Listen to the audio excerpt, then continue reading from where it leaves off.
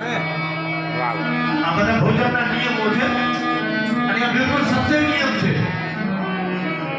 જ્યાં આપણે સૂતા હોઈએ, જે જગ્યાએ આપણે સુવાનું થતું હોય, એ સ્થળે કોઈ દિવસ પોતાની અનાજની થાળી ઉપર મૂકવાની નહીં.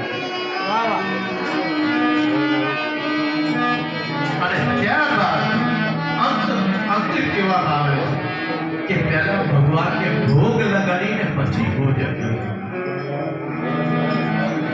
ભગવાનનો જો ભોગ લગાવીને જો આપણે પ્રસાદ જમશું તો એ ભોજન નહીં પણ એ પ્રસાદ તરીકે કહેવાય. અને એ પ્રસાદ તો તમે રોજ લઈ શકો. પહેલા ભગવાનને ભોજન જમાડો. ગઈકાલે કે બતાવવામાં આવ્યું, બસ 3 કોળિયા મારા વાલાને તમે જમાડો, મારો વાલો રાખી. હકીકતે પરમાત્મા પ્રેમ ભાવના ભૂખે પણ છતાંય આપણે 3 કોળિયા જો કારણ કે ભેગમાં બતાવેલું છે. બ્રહ્માહાર પ્રભાવે બ્રહ્માનું બ્રહ્મને કે કર્તવ્ય. પહેલા બ્રહ્માજીને અર્પણ કરો, પછી આપણે ભોજન કરવું.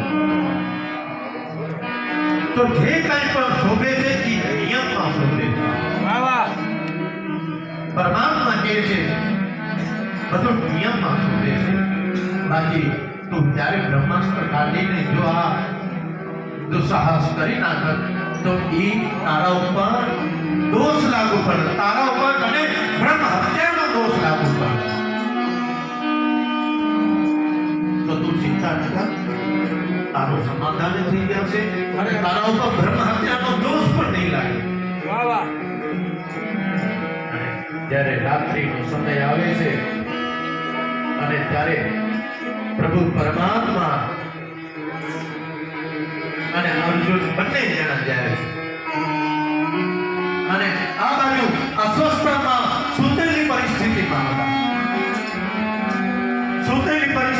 હતા અને ત્યારે ને ત્યારે એક કાર્ય કરીને